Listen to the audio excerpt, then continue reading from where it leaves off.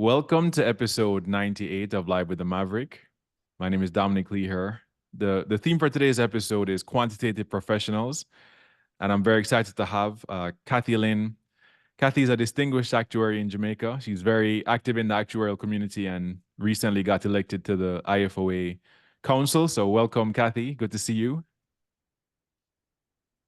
Thank you, Dominic. I'm very pleased to be here. You and I have talked for quite a few years, and it's good to have this interview now. Yes, it feels like a full circle moment, and always have to mention fellow Jamaican. So I know Kathy from back. I know Kathy from probably from before she can remember when I went to the University of West Indies. Probably one of the dinners, the actuarial science club dinners. I think we might have spoken about that in the past. True. That's one of our connections. Yes, and you know we'll get into the Caribbean a bit. I know you're very passionate about the region, of course, that we both are from. But first, just love to give you an opportunity to introduce yourself. Yes, Dom. Here I will tell the audience and develop my diverse quantitative background. In my high school days, the main highlights were exhibits at the science exhibition and being captain of the first Schools Challenge series in 1969 when St. Hugh's won an all-girls school and has not won since then. Answering the questions on mathematics and science were my specialty from early school days. I started my career as an actuarial assistant with a leading firm of consulting actuaries in England, and they and others have groomed me to be the actuary I have become today. Most of my work has been in consulting in the retirement practice. However, I have a good appreciation of the many industries actuaries can be useful in building financial systems for communities. To become a fellow of the Institute of Actuaries in the UK, my quantitative training reached a high degree of rigor within a legislative framework, an increased regulatory environment sensitive to economic conditions and accounting standards. That is how most of us tend to work. This is a small profession with only about 100,000 actors in the world, and our image is built on high-performance, rigorous quantitative work. Various actors spotted and approached me along the way, and these opportunities meant I began to develop organizational development skills for actuarial association functions.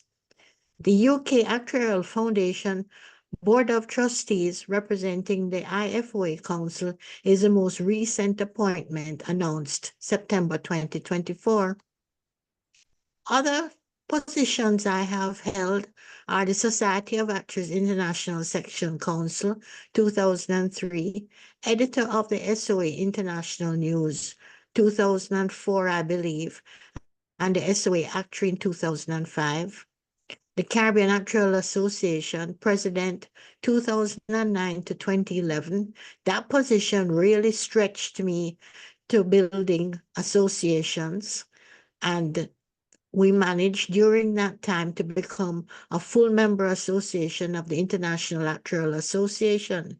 And this led me to serve on several committees, as well as the International Congress of Actuaries, the IAA Section International Association of Consulting Actuaries Chair, 2016 to 2018, the IAA Section Financial Risk ERM Board, and highlights, as I mentioned before, was approving the CAA as a full member association, building up the CAA as an association to nurture its members who in turn invest in the association, setting up actuarial standards in the region, making contact with Caribbean regulators and industry, and recently as founder of the Diversity of Thought World Series. I hand over to you now, Dominic. Excellent. Yeah. Thanks for that background. One thing that I have to ask as a fellow Jamaican is you talked about the school challenge series. Was that the original version of what school challenge quiz is today? Is it the same series? Yes, it is. And it has been going 50 years now since 1969. So And they you celebrated their 50th anniversary in 2019. were on the winning team. The first was it the first winning team you were on? Yes, and they were so surprised to find me again after 50 years. They were That thrilled because it was hard to find lots of people. are there any images or videos from that time or? Yes, and they TVJ celebrated it. So I think if you go in on the TVJ website, there are excerpts, or they lost a lot of the tapes when what was it? JBC TV was disbanded, and that is really sad. But I think in their celebrations, they brought out as many photographs and descriptions from people who were there at the time. So that is on TVJ website, and also there's an interview of me by Faye Ellington on profile as well. Yeah, you did actually But share that with me, so that's actually I remember that for sure. One thing that you mentioned in your response, you talked about your passion for, or at least it came out. You may not have explicitly mentioned it, but all of the volunteer work that you've done within the actuarial profession. And I also just mentioned that you recently got elected to IFoA Council. So what inspired you to run in the first place? What inspired you to run for IFoA Council? that came about as a bit of surprise even to me, because a member of council thought that she should persuade me to run in the elections. And my what you call it, incentive to take on this opportunity is that many actuarial associations face serious challenges, many of them justifying that they can maintain or get a high performance image by becoming a company. In fact, we should really be operating as professional associations, nurturing a competitive actuarial workforce worldwide, as quantitative professionals are essential for deeper insight for better decision making. And I think that is what will come out more as we do this interview. You had asked me sometime, what am I hoping to contribute during this term of office? And the IFoA is a large association with about 33,000 members, with a talented natural diversity. I should contribute to unlocking and harnessing that energy so that all the IFoA functions and stakeholders nurture that workforce with competence and integrity. A council with this purpose is a force to be reckoned with. That's great. And something I'm picking up on, which you mentioned a few times, both in this conversation and before, is the importance of nurturing a competitive workforce that's quantitative, or nurturing a competitive quantitative workforce. And you talked about the importance of competence and integrity, which is synonymous, I think, with the actuarial profession. Anyone would know. And when we take a step back and look at what I think is interesting and what I'm doing with my brand, it started, of course, thinking of actuaries. But when we take a step back and look at quantitative professionals, so not limited to actuaries, anyone who's quantitative in nature, whether you're in private equity, whether you're in biostatistics, whether you're in engineering, I think that's a really critical point that you made when you talk about deeper insights for better decision making. I think that is where I personally see the value.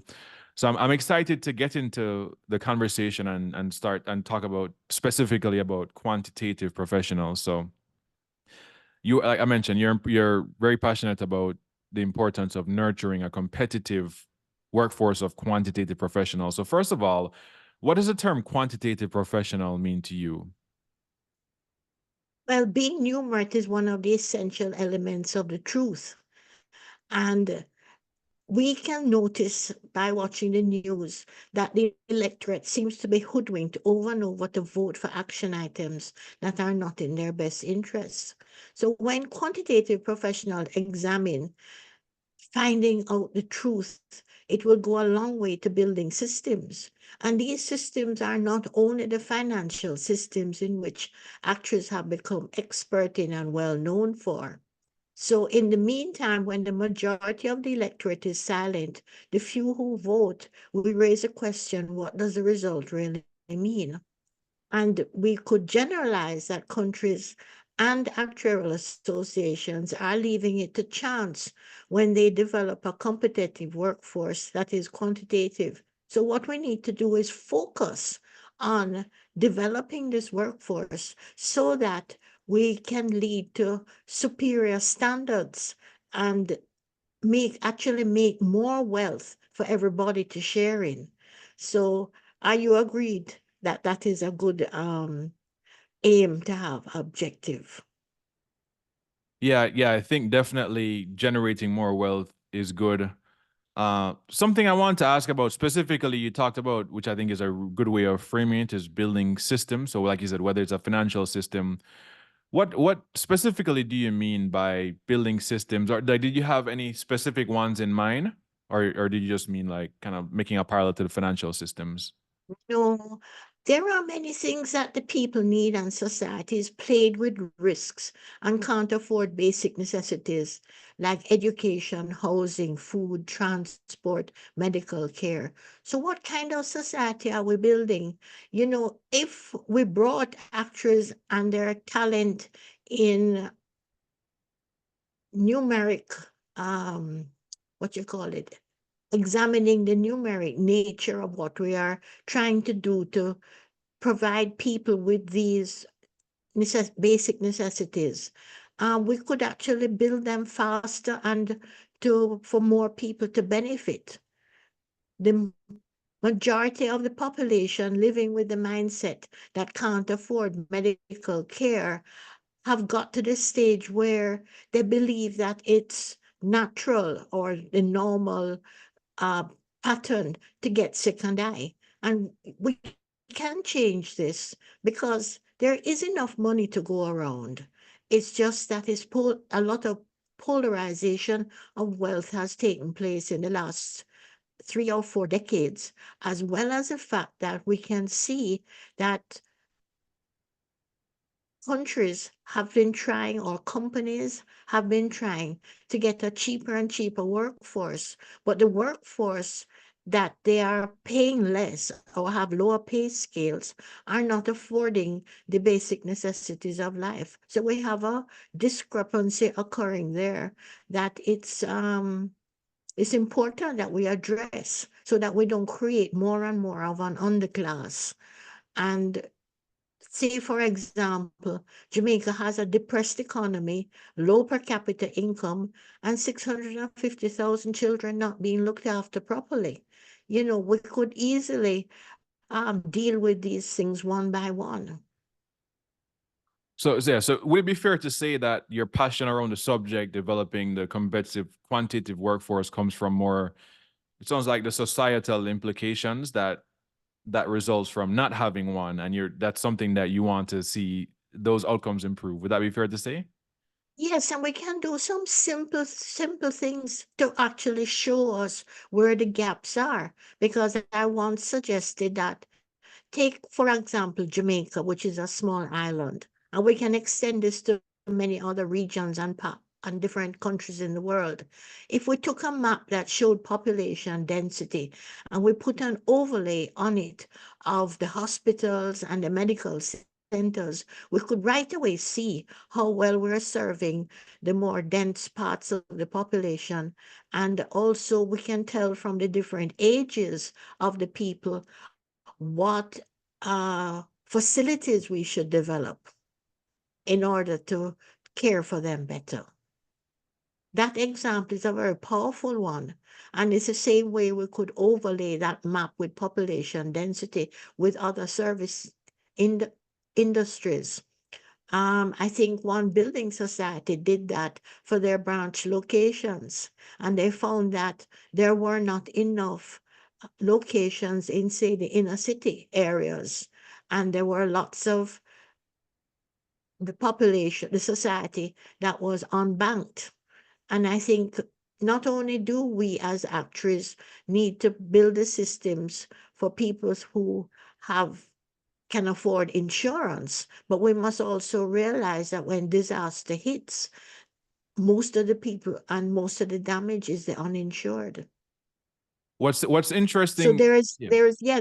there is lots of work to do if we just start to open our minds by even something as simple as looking at a map. That's a really interesting example, and that unfortunately that example of things like medical care and critical services in not just in Jamaica, I think in other countries there's a disparate distribution of some of those services. But what's interesting is that even in the UK, I recently just went to the UK, and I went to I was staying in this small, well, just for a short part of the trip, I was staying in a city called Bedford. And when you think of the disparity between Bedford and London, like when went to Bedford, I couldn't get an Uber. It was just like you were in a ghost town. And I just thought to myself, I mean, part of the reason obviously is just because maybe just less people live there. So, but it's amazing when you think of the disparity in quality of life and basic services from one location to the next.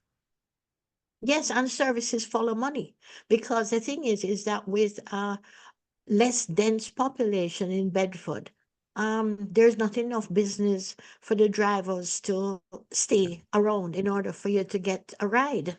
And last night, taking one myself in from the airport, because I just came back from London too, the driver says to me he's going home because the amount of money he gets from each ride is getting smaller and smaller. So it doesn't suit him to stick around to work. He has to find some other work to do. And I was saying to him, we have to look for where the work is and look for where money is in order to supply services. Yeah, it's interesting. And London, of course, people would know is very expensive. But also one thing I remember now, I'm glad I remember this on the way when I was going from Bedford to must have been Wolverhampton or somewhere. Trying to remember all these cities because I went to a few cities. I was asking him what the town was known for, and he said in the past that they had been a manufacturing town, and as we know, manufacturing in certain, I mean, certain in the U.S. as well in many countries is is has kind of gone away in some of the some of those towns, some of those more rural towns. So it's such a complicated issue. I think there's a lot of moving parts. Go ahead, sorry. Yes, it disappeared because as manufacturing shifted to where they could get cheaper labor, Yeah. then these countries became service industry oriented. Whereas take, for example, towns and villages in Canada and England that became more tourist oriented, then they have actually shifted their services to the tourist.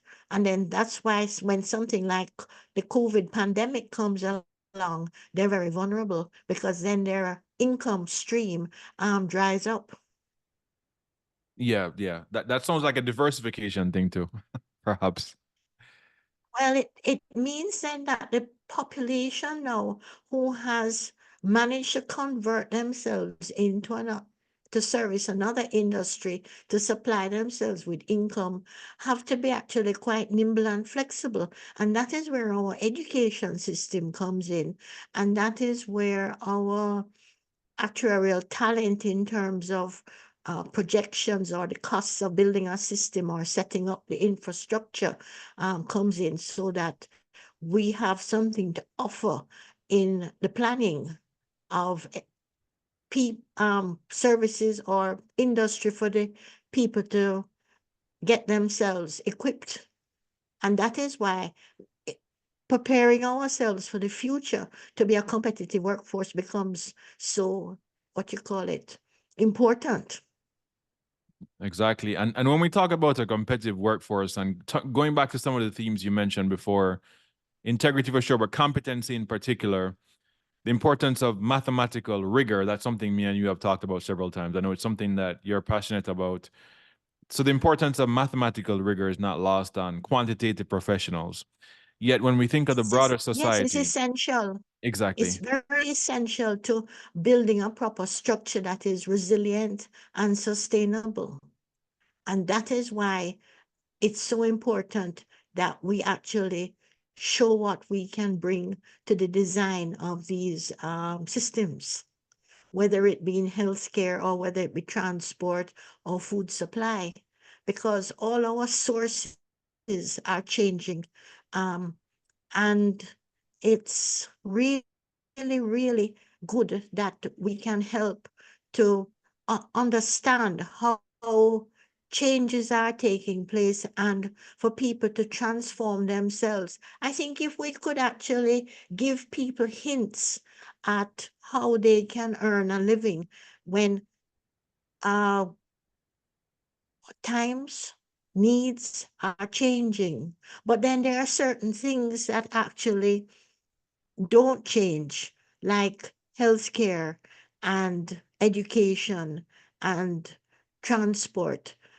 Those actually are people will always, and housing, affordable housing. Those are things that people always need.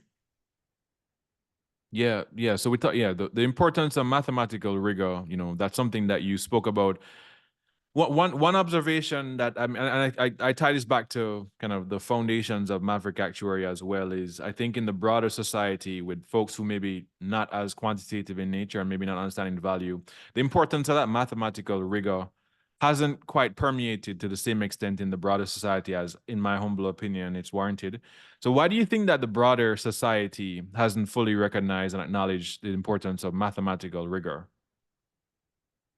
I think we need to show them the connection because to everything that they start to carry out in daily life, as you begin, you need some capital in order to do it. And therefore, we also have to build a system. So what are the elements of the system that we have to build?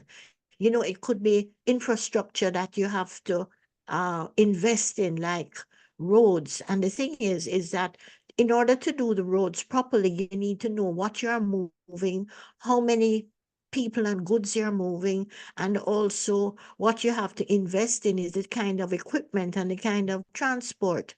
So take like any country which has a sort of spotty transport system.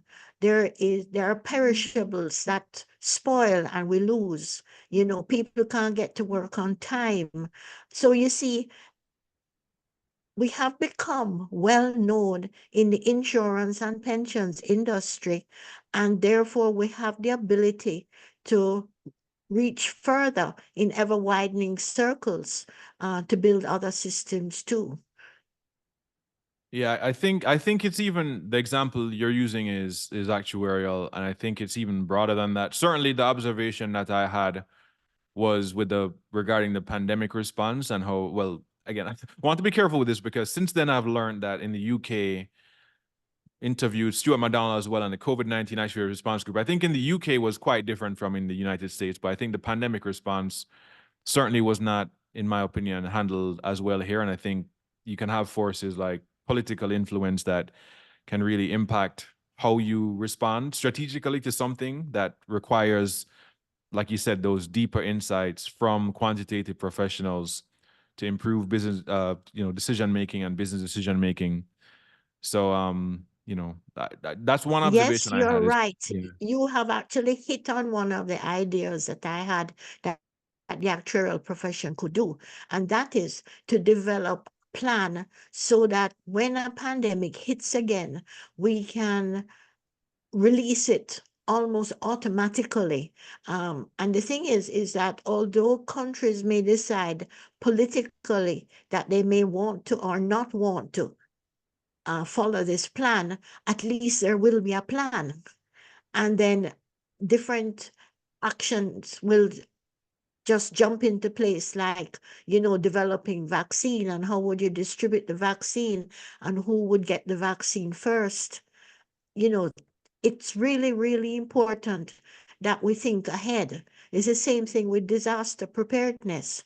Take like when a hurricane hits somewhere and the everything is devastated, then maybe if we had before thought of organizing a cruise ship to go and park off that island or area that was devastated, then people could live on it right away and they could start rebuilding. And where the children are concerned, teachers would continue school and they would have enough food and water to survive in a better comfort right after disaster. How come we're not doing these things? Yeah, I think that's a great suggestion. I never I never thought of that before. I think certainly where quantitative professionals can add values, I think that, well, not all of us, but I think we have the ability to be more strategic and forward thinking. Certainly when I think of the actuarial profession, I think the actuarial role is very strategic in nature. I think when decisions are made, certainly from the people who have the power to make them, they tend to be more, from my observation, reactive than proactive. And I think that is perhaps why that happens or it doesn't happen when, in terms of the decisions that are made or not made. That's my opinion. At the same time, Dominic, it's so simple.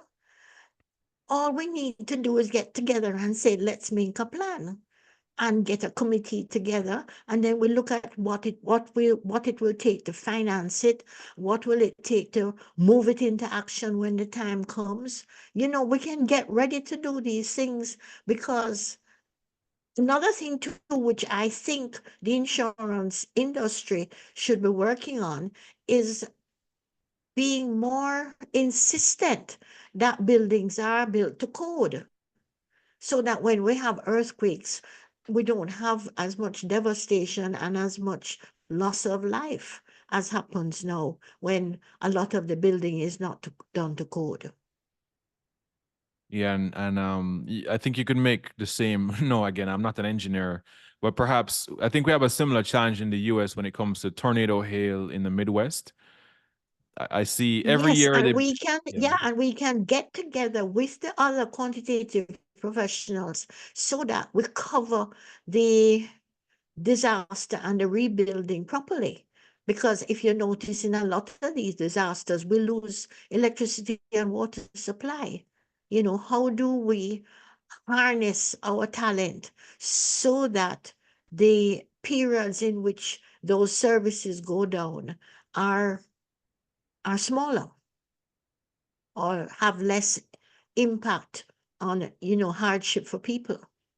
yeah. Certainly, I know because I live in California. I know that they made a lot of improvements on building standards since the Northridge earthquake. I think that was '94, way back in the day. Okay.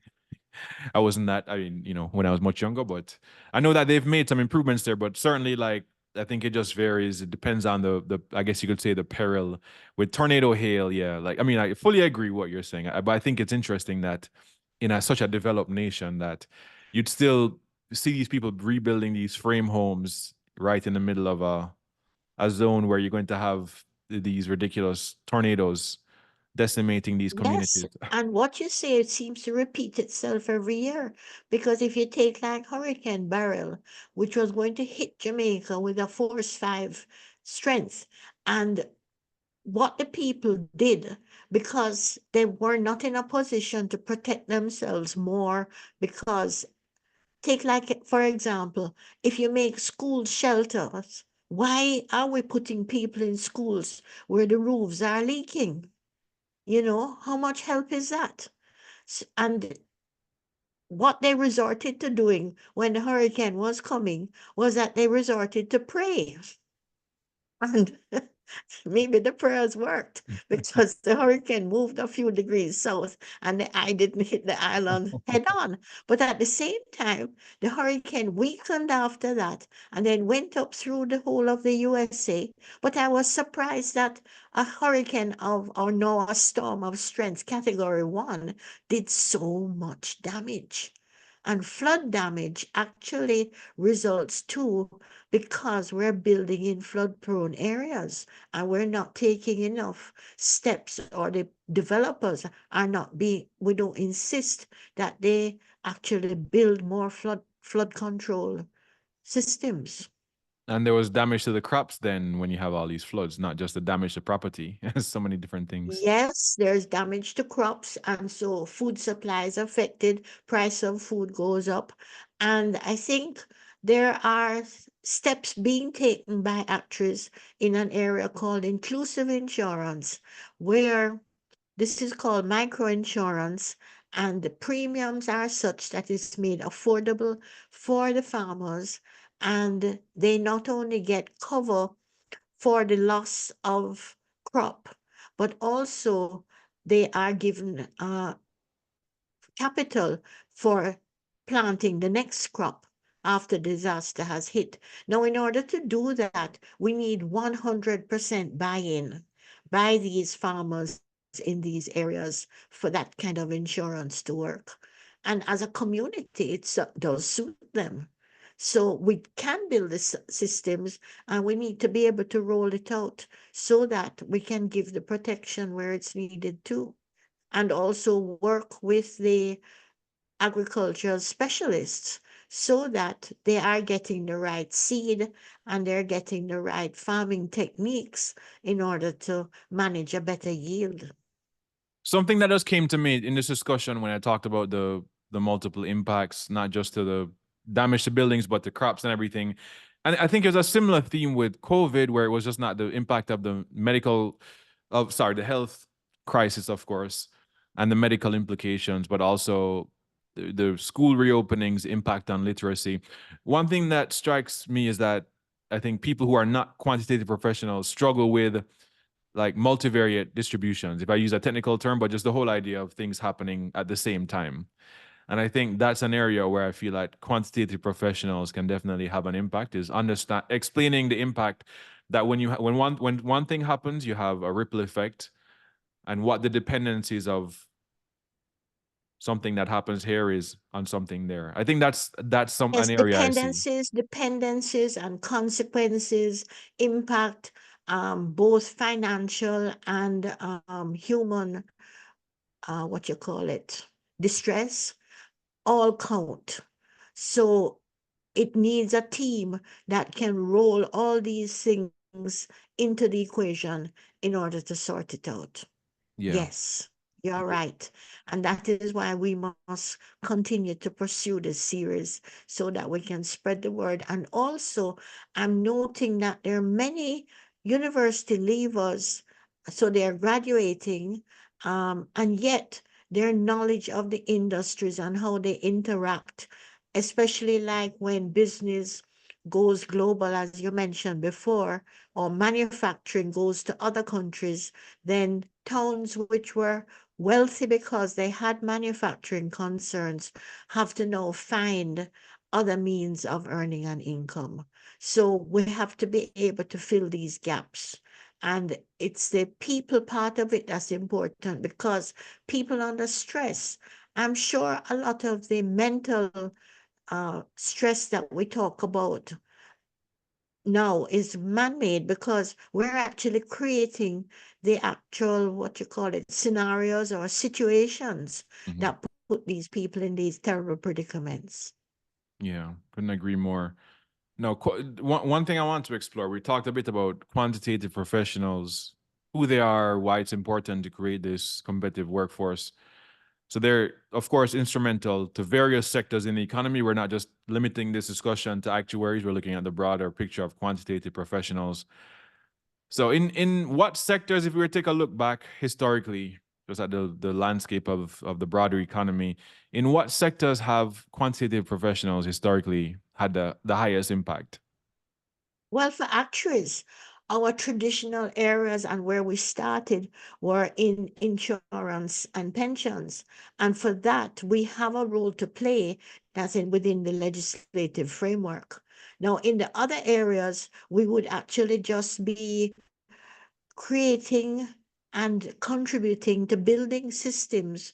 But when we build good systems using this mathematical rigor and our talents for planning and forecasting and capital, finding capital, or building the, what you call it, the products, the financial products that are needed to keep these things going.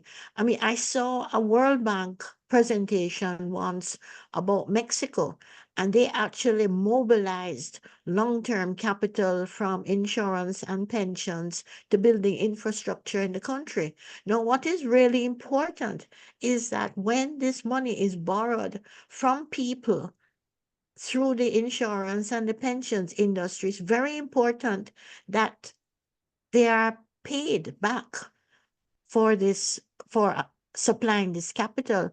And this is why many countries don't get the support for infrastructure that they should get, is because they have a very low, what you call it, not responsibility, evidence that they will pay back the money. So we need to show that we are borrowers need to show that they are trustworthy in order to get this capital from the people, because the people can't keep supplying capital year after year, decade after decade, and it never gets paid back. And there's a system, I forget if it's World Bank, there's a system where I think every country has a rating, right? I mean, I don't know if it's like a formal debt rating, but essentially, I think so, right? Yes, and that is where society needs to understand, and leaders and governments need to understand the knock-on effect that, we have to do this together. And where we borrow, we have to pay back. And we have to show that we can be trusted to do this. And then there will be a better flow of funds, and there will be better investment for all. And because we're in a better position to work without some stresses being as harsh as they are, then everybody gets a chance to create more wealth, and there's more to share. Yeah. So when we took a look back and looked at it historically, I know you talked a bit about actuaries, but when we look forward again for the broader quantitative professionals, where do you see a need today and moving forward? Like when you look at the specific sectors of the economy for quantitative professionals now and in the future? There is a need everywhere, because I think our conversation shows that it comes into almost every walk of life. I have even seen a case where an actuary in Australia has turned her talent to building a system within the government to service disabled children or abused children. So you see, we can, our, what you call it, our models or our ability to think can be transformed into other industries to help them. So this mathematical rigor is very important that we master it in school, because this tool goes with us for life into many, many areas. There are a few in particular you mentioned when we spoke previously, which I found were interesting. You mentioned housing, transportation, and food supply. Any thoughts on those three? Because those sound like a very interesting opportunity. Yes, and a story which I can give you as an example is on LinkedIn, a youngster reached out to me and asked, well, not asked, demanded. He said, I need a job. So I didn't pay him a lot of mind. So when I was not paying attention, he wrote again and he says, don't leave me. I need a job. So I decided, well, let me have a chat with him and find out more about him, because he's a new graduate who has tried to get work in the actuarial industry and has been unsuccessful. Not only that, but entry-level jobs are paid on such low pay scales that he can't afford to pay rent and be able to go to work. I found out some more about the courses he did, what he liked, and what he did in his his degree. And he told me, and I also asked about where did he apply for work, and struck up a conversation with him and said to him, what is your main industry? And he says, agriculture. So I said to him, but you're numerate. You've done a good degree, you've graduated, now go and count for the agricultural industry. You can count perishables, you can count harvests, you can count what it takes to transport the goods from one place, from where it is grown to where people live and need food. You know, he said, thank you so much. And I said, there are enough jobs for all your buddies who have graduated with you to go and service the agricultural industry. And that's the same way I feel about people and countries where the main industry is tourism, or the main industry could be oil and gas. Go and work in the main industries with your quantitative skills, and we can make those industries even stronger the way they service the country. And also, these industries in turn can now pay or help to contribute to pay our essential workers so that they can do their work more competently and with integrity. The agriculture one is a great example. What about housing and transportation? Any thoughts on those? Well, yes, I did arrange an affordable housing session in Cape Town and found an actor in South Africa who has done research. And he found that the Western type of mortgage did not suit the people who needed affordable housing because they did not work consistently. And we need to find a type of instrument for them where they could be able to own a house but not have a Western style lifestyle applied to the payback scheme. And he also found out that the average earnings required by financial institutions to issue mortgages were actually higher than the average earnings that these people who needed housing could work for. So we have some inconsistencies to solve, and then we would probably have got the housing problem sorted out. Yeah, if we put our minds to it. That's another great example. And anything on transportation? Transportation, take a country where transportation does not run on time or where transportation is sparse in areas that need transportation, and it does not run because they're not getting enough, the transport suppliers are not getting enough revenue from it. I think if we put our minds to it and worked out a better system of transport where we had enough vehicles to transport, or enough trains or buses, whatever it is was best to supply the transport, and also that it ran on time so people could get to work or they could move their goods around for where they, as in the sense of like agriculture, where it's plant stuff or animals. And if it is done so we have less perished goods, then we would have done a great service to the country operating and the economy. The thing is how to help the people so that we build a stronger economy.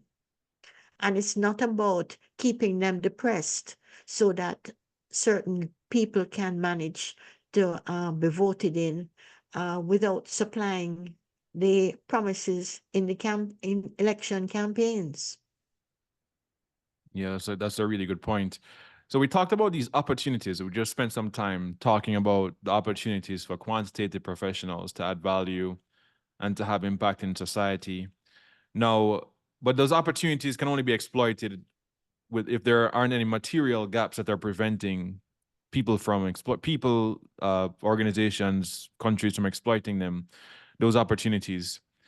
So while there are bonus opportunities for quantitative professionals to have an impact in the broader societies, regarding the gaps, like what are some of the gaps today that are impeding the training and Maybe development? one of the biggest gaps is governance. Because like I said to you, if the insurance industry took a stronger stand on building code, then and also gave people the incentive that building to code would mean cheaper premiums, then you see the same thing with car accidents. If we told drivers or showed drivers that less accidents, less cost of claims meant cheaper premiums, would we improve the driving and would we improve having less people killed on roads? Mm-hmm. You see, it's the consequences and the financial incentives that count. And I don't think that is coming through to the people. They feel that, if a lot of people don't vote, they feel that even if they're voting, it doesn't matter or it doesn't change things. But I think it will change things when we take a stronger stand, meaning we vote with strings attached. And What's therefore, what after a person gets elected, whoever it is, we make sure that the promises are carried out. what's I mean, we interesting make with that? noise. What's interesting with that example when you think of natural like catastrophes is I think on a company level, companies, well, certainly private companies that are well managed do manage those risks well. They can put that into their terms and conditions that if your roof is of a certain age of or based on certain inspections, then they won't insure you. But when it comes to, like you said, the broader governance level, the broader industry level, I think even if they were to put in and the US is probably not the best example because the way that insurance is regulated and is a little bit more complicated, it's not uniform at the federal level. But I think even if they were to put some of these guidelines into place, this is my guess. Like when you look at what happens with floods, whenever you have a flood, they essentially just create a government program. So they have the National Flood Insurance Program, which is essentially reinsurance for the risk that the private market won't cover.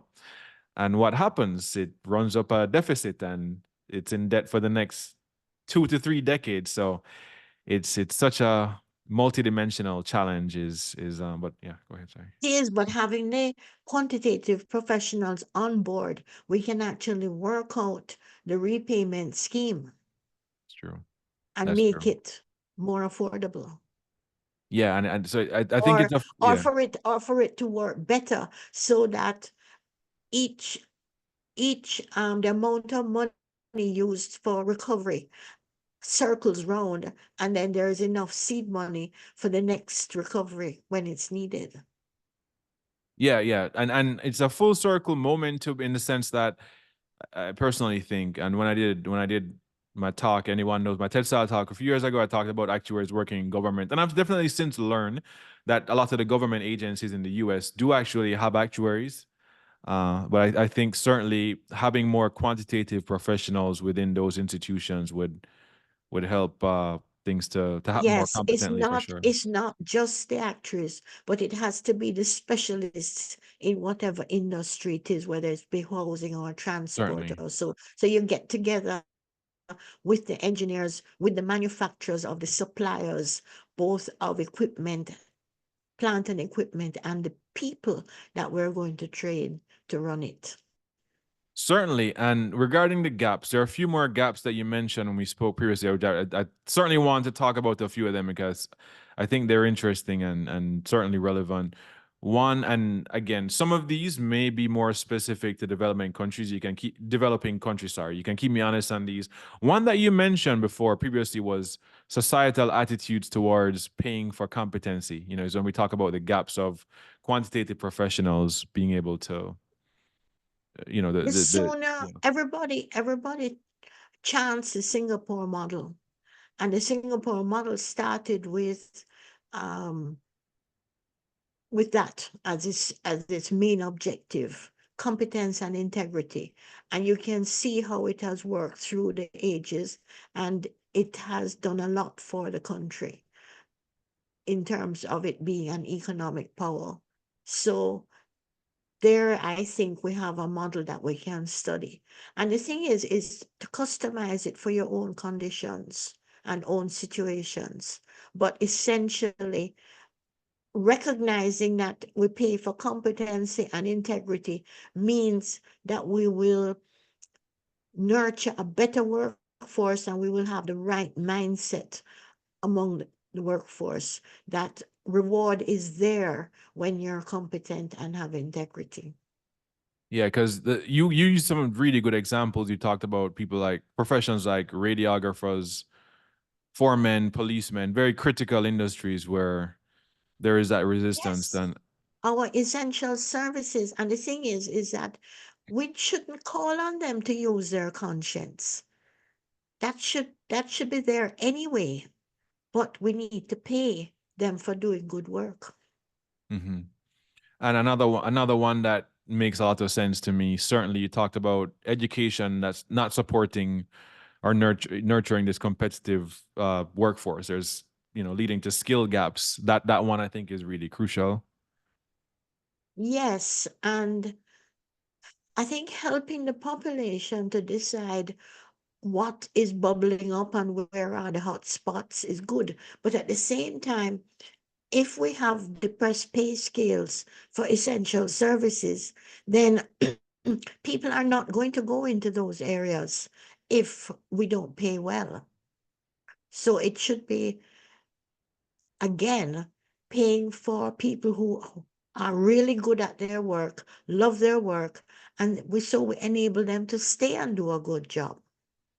Yeah. Regarding the education, one example I think which was really good that you shared, you talked about a colleague who had a friend who I think he's an engineer and he wanted to expand his business to Yes, service elevators on cruise ships, right? And he couldn't yes. find the So skill he someone with has the a training. business Hmm. servicing elevators, and I think that, there's probably a limited number or limited capacity that you can service in a given area. So what happens, he wanted to expand the business so that he could service other elevators, and he thought cruise ships, which are on the high seas almost continuously, would know that when they made a stop in this port, they could get their elevators serviced. And he found that it was difficult to expand the business because he couldn't get enough engineers and technicians who were qualified to do this work, or even the interest to train them so that they could become, uh, you know, expand or have a more clients. That's where I'm going. We want to get more clients for any business so that the business grows. So is it because the reason I'm asking now, I think that, correct me if I'm wrong, I think that example might have been from Jamaica. But when we think of, Yes, it's yeah. from Jamaica, and therefore let us extend it back to training people with technical skills. You see, we decided that we wanted to. Uh, I think I don't know whether it's natural or whether it was thought better. People got a better image by wanting to have an office job. But the thing is that there are so many office jobs we can do. But at the same time, if we did the work competently and efficiently, we wouldn't need to pay, like 5 people to execute one action item. We would have, work when we work efficiently, and therefore 4 other people could actually go and do something else that is useful. And many of the things that are useful today are on the technical side. And we are not managing to supply those people, and society has a big gap there. So do you But think? then at the same time, when you think of how vehicles have changed, and they're more run by computers, Yeah. somebody servicing vehicles now has to have a new skill in running the updates to service a vehicle these days. That's It's a great point. updating the computer. It's not, taking out the oil and changing it. Yeah, so it sounds like some of it, well, some of it certainly is education, and technology obviously plays a role. So the nature of the education, the relevance of the education. But one thing I'm curious about as well is how much of it would you say is demand, supply, and balance? So when I think of Jamaica, one of the things I remember a few years ago is I think the Gleaner, one of the newspapers, said was encouraging younger students to not pursue, I think, law because they said they had too many lawyers.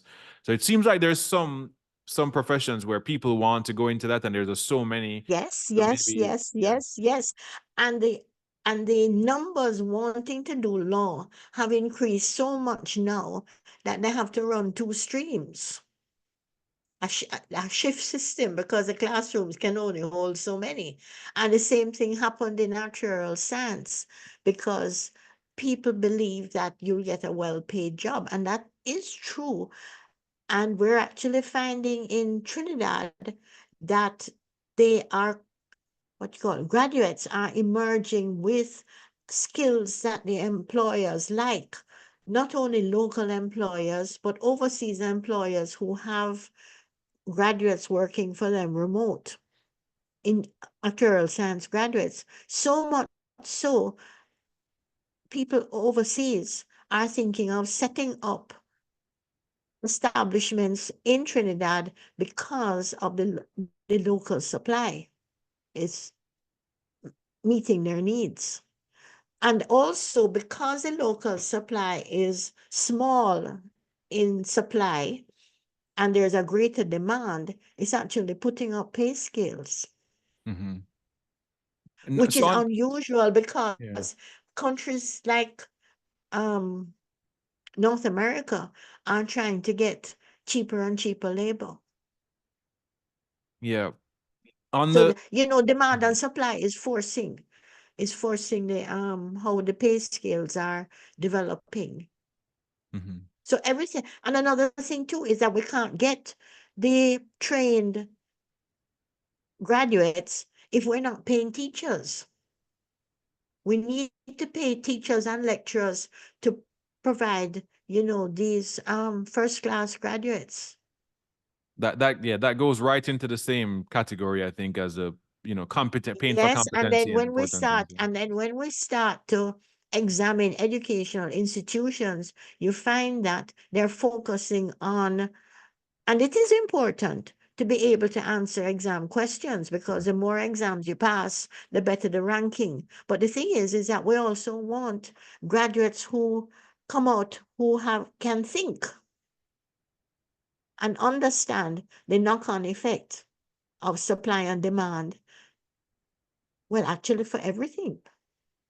Yeah, But and what and we've been talking about on the whole of this interview is supply and demand and how it affects the customers and it affects the providers of services, goods and services.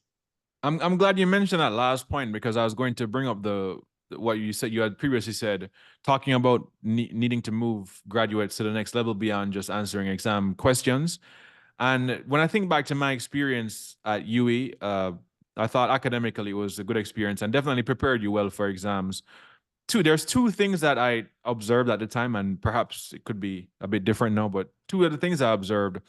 One I would say is the lack of the industry slash academia collaboration, so that I never really observed as many synergies between UE and employers. Like when we were graduating, there wasn't as much dialogue between the employers and getting students to meet professionals, understanding what they do. And then the second thing is I would say limited mentorship and networking. Sorry, limited networking and professional networks. So those are two things I observed at the time. Again, I don't want to say what year it was, a few years back, but I don't know A what few years today. back, but the thing is, Dominic, is that it still occurs today. Okay. It has not improved beyond the superficial. There are some people that are supplying better linkages, but it's sort of sporadic and one-off. It's not as if the whole industry is working with the educators in order to provide this workforce Yeah. because the educators are stretched. They don't have enough plant and equipment. They don't have enough staff. So it's the same way the person who had the elevator company, he goes back to his high school, and together with other parents, they have equipped the whole technical engineering department of the high school. So, so that the new generation of students have the means to learn better and more quickly, and pass and become higher quality technical people.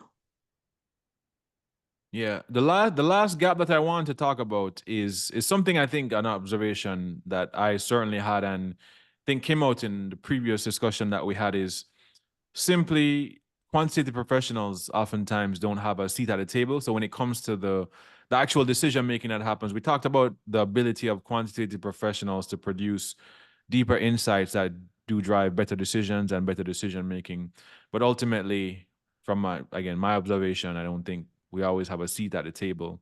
So what do you think, if that is a gap in your opinion, what do you think can be done to Yes, change it that? is a gap. And the thing is that people have a fairly narrow view of the image of the actuary as being just in insurance and pensions. And yet the skills are so transferable elsewhere. And like I said to you, we blend the mathematical rigor with demographics, with financial systems, in order to be able to cost the provision of the benefits, and also to project what this size of the benefits might, and the frequency in which they have to be paid in the future. That's where we come in handy.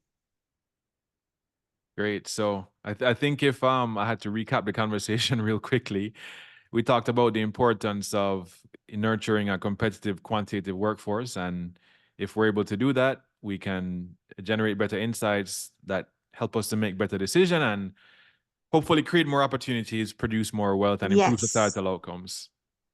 And to add to what you're saying, actuarial associations can get themselves more integrated with industry in order to understand what industry needs, and for industry to understand, or more different industries to understand the ever widening circles in which actuaries can lend a hand, and make us all more comfortable and more wealthy.